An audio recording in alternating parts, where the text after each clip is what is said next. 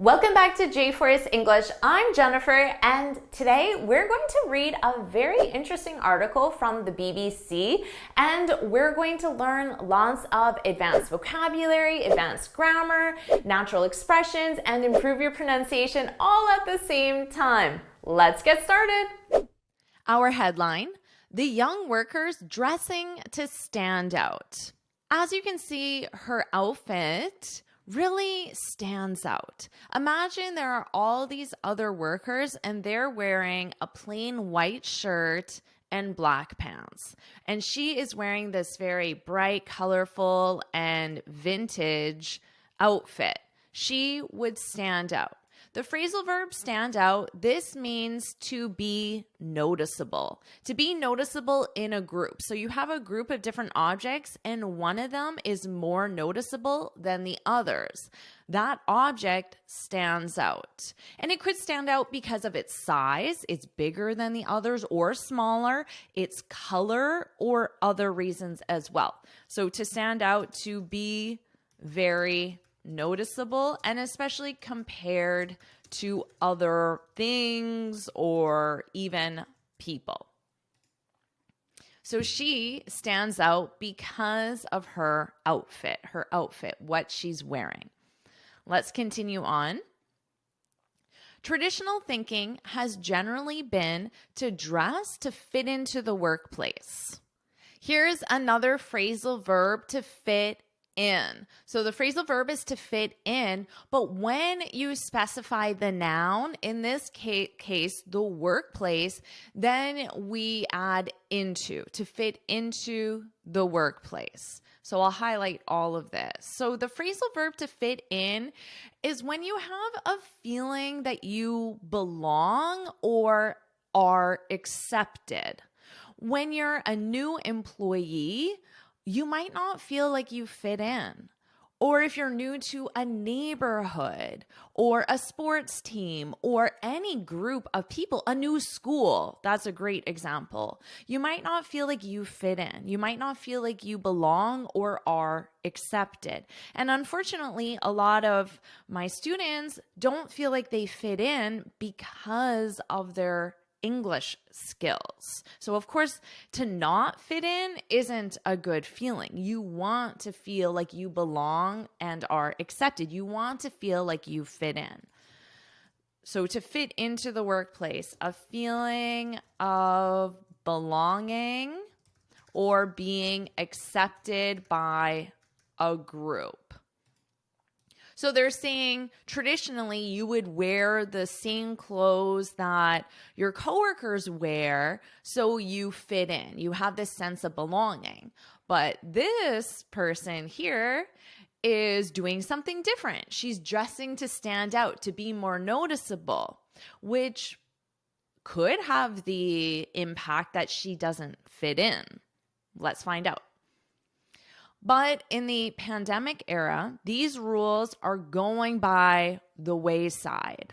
When something goes by the wayside, it means it's gone. It's no longer followed. It's outdated. And in this case, they're talking about a rule. So by saying the rule has gone by the wayside, it means nobody is following that rule anymore.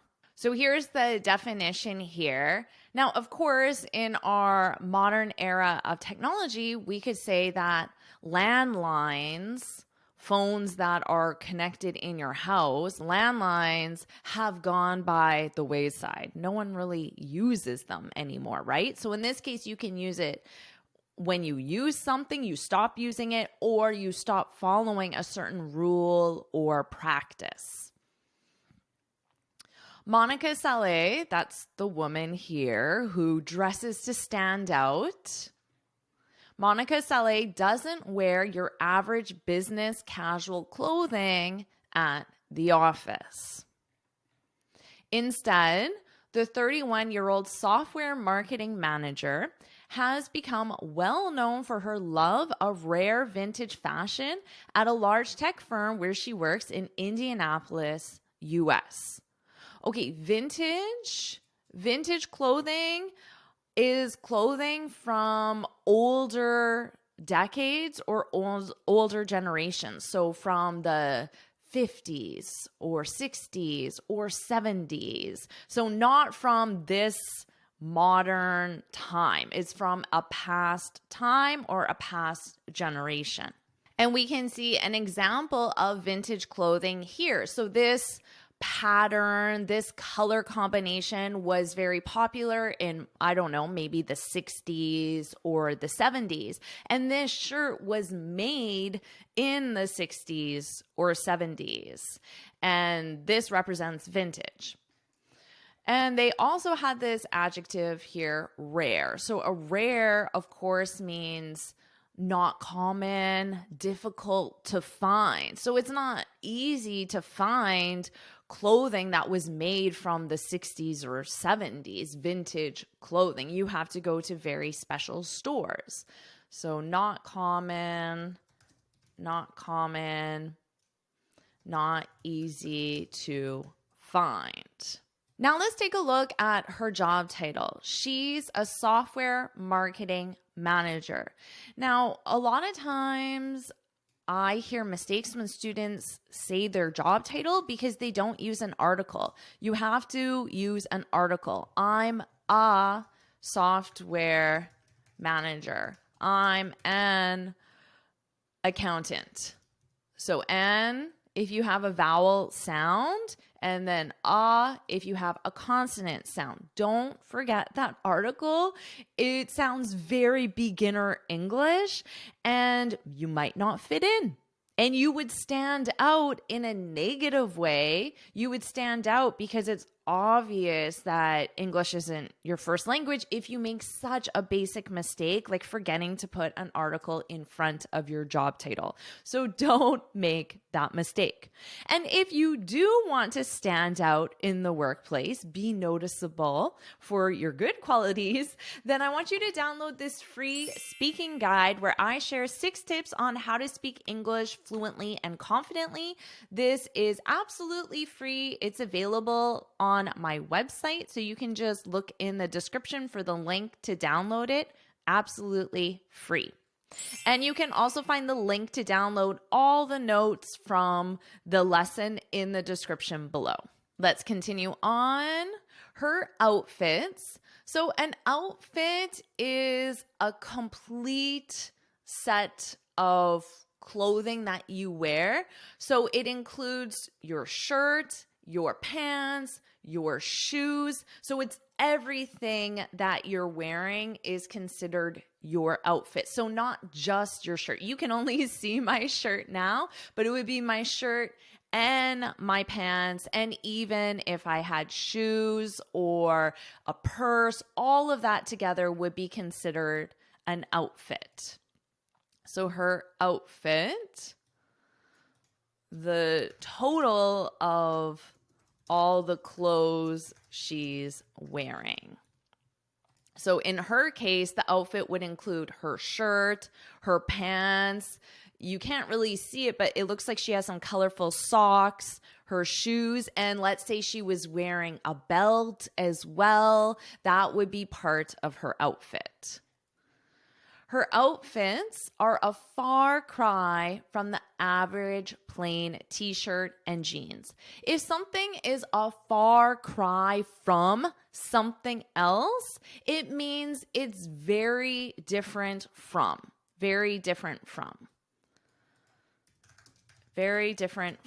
So it's saying that her colleagues just wear, your plain white, gray, or blue t-shirt and jeans. That's your casual business attire, your outfit. But she wears something very different. So her outfits, what she wears, the total of what she wears is very different from other outfits. It's a far cry from. Now, one thing that my students find is that studying English is a far cry from using English in the real world. So they get comfortable studying English in the classroom, but then they get out there, they go to a party with native English speakers, or they go to a meeting or a networking event, or just to work. And being in the real world and using your English, communicating with native speakers is a far cry from communicating with your teacher in the classroom. And that's why a lot of students feel like they don't fit in and they stand out in a negative way. They stand out because their accent is too strong, or they use very unnatural expressions, right? So this is how you can use this expression, a far cry from.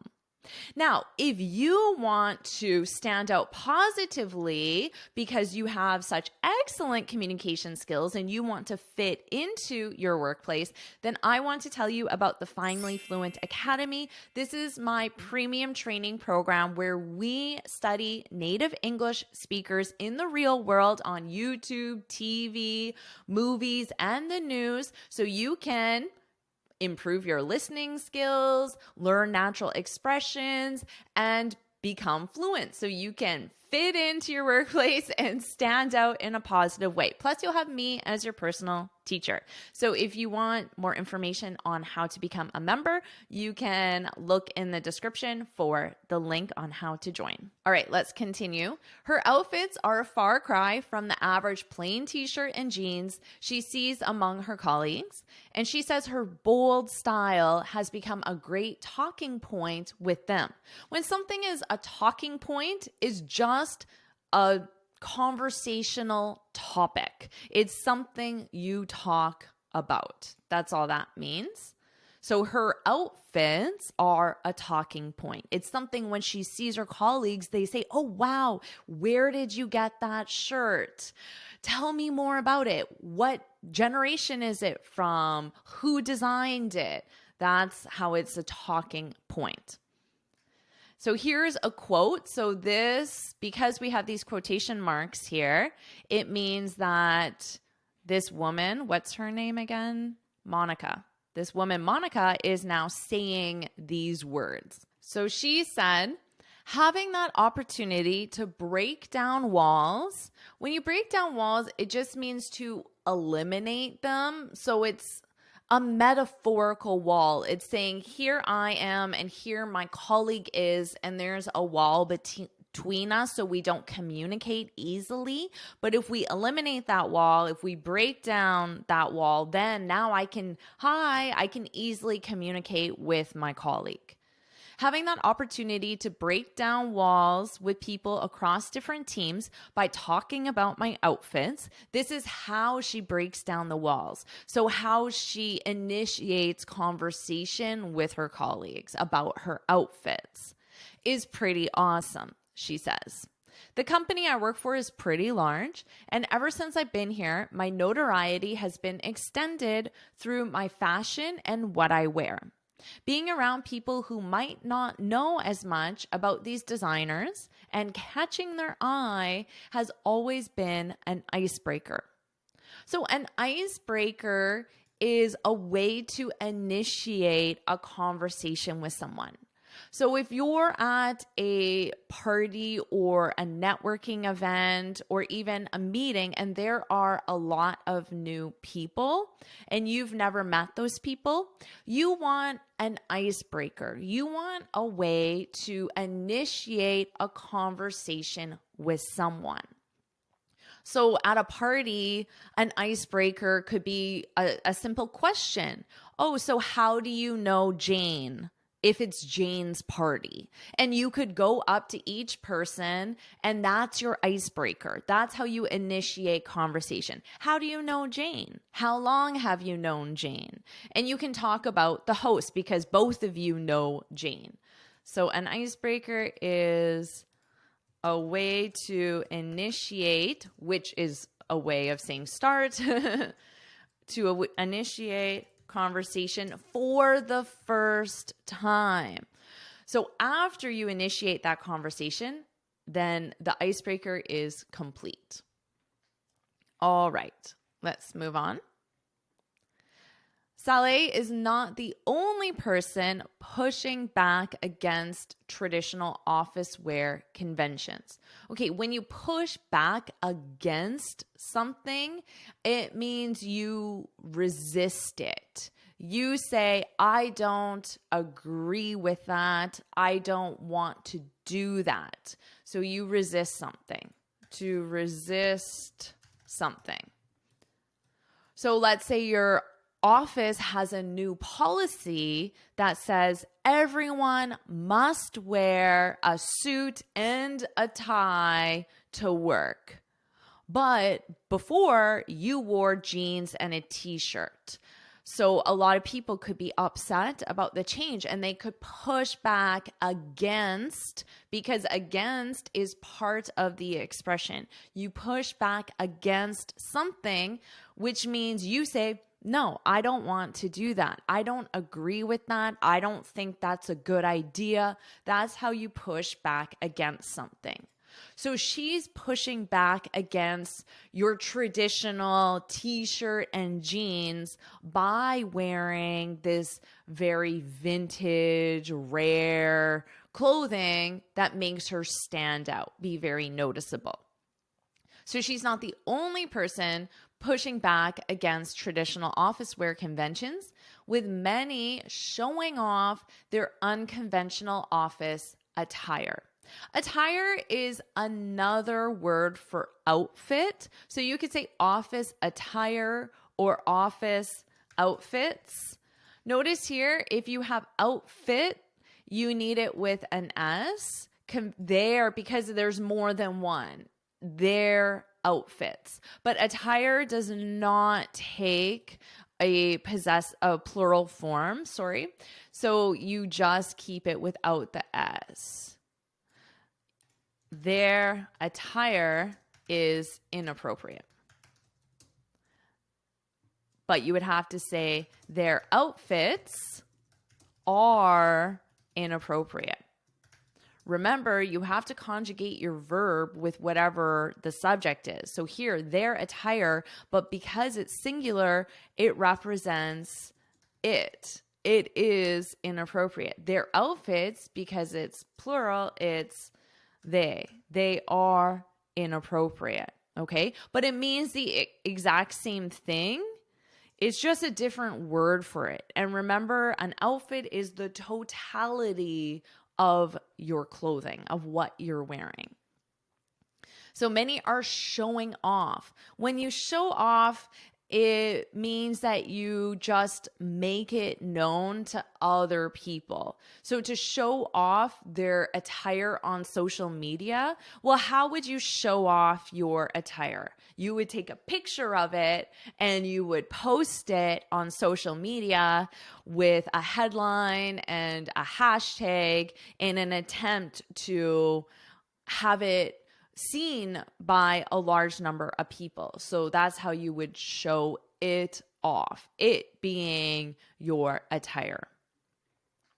Some workers, especially younger ones, are swapping out mundane white shirt, black trouser combos with luxe loungewear sets. All right, lots to review here. So first, let's talk about our adjectives. We have mundane. This is very ordinary, not interesting, could be a little bit boring, right? Because if it's very ordinary, not interesting, so that really probably represents boring. So a white shirt, black trousers, that's pretty mundane. Everybody wears that. So it's a little bit boring. It doesn't stand out, but you probably fit in pretty easily wearing that. Okay, so that's mundane. Now, combos is short for combination. So you can shorten it to combo. You see this a lot in fast food restaurants, McDonald's. You could have a burger with fries and a drink. That's a combo. It's a combination of 3 different items into one meal, a combo. Okay, and then luxe is short form for luxury, But in this case, we're using it as an adjective. So what do we need? Luxurious. Notice the pronunciation, luxurious, luxurious. So this, as you can see, we have our lux, and we just take the short form. It's not the most common, to be honest. I would personally say luxurious or luxury. I wouldn't shorten it to lux, but that's what they did here. Okay, now our phrasal verb, to swap out. Now, you swap out one thing for another thing, which means you just replace one thing for another thing. So first I had my mundane white t-shirt, but I swapped it out for this flower shirt, so I stand out. Okay, so you replace one thing with another thing. Or swapping out. Replace, I'll just say replace A with B. So white t-shirt is A, and then these luxurious loungewear sets, that's B. So you swap it out. And that's the end of the article. So perhaps if you want to stand out at work, you can consider wearing vintage clothing. That's the moral of the story here. So now what I'll do is I'll read the article from start to finish, and this time you can focus on my pronunciation. The young workers dressing to stand out. Traditional thinking has generally been to dress to fit into the workplace. But in the pandemic era, these rules are going by the wayside for some employees. Monica Saleh doesn't wear your average business casual clothing at the office. Instead, the 31-year-old software marketing manager has become well known for her love of rare vintage fashion at the large tech firm where she works in Indianapolis, US. Her outfits are a far cry from the average plain t-shirt and jeans she sees among her colleagues, and she says her bold style has become a great talking point with them. Having that opportunity to break down walls with people across different teams by talking about my outfits is pretty awesome, she says. The company I work for is pretty large, and ever since I've been here, my notoriety has been extended through my fashion and what I wear. Being around people who might not know as much about these designers and catching their eye has always been an icebreaker. Saleh is not the only person pushing back against traditional office wear conventions, with many showing off their unconventional office attire on social media. Some workers, especially younger ones, are swapping out mundane white shirt and black trouser combos for luxe loungewear sets. So what about you? How would you describe your outfits? Do you dress to stand out, or do you dress to fit in? I stand out sometimes because I like really bright clothing, a lot of flowers as well, but that's a pretty common fashion trend. I don't think I'm the only one who dresses like this, but I always like to wear a lot of bright clothing. So maybe I stand out a little bit. What about you? Let us know in the comments. And don't forget to download your free speaking guide where I share 6 tips on how to speak English fluently and confidently. You can download it from my website right here. And how about you get started with your next lesson right now?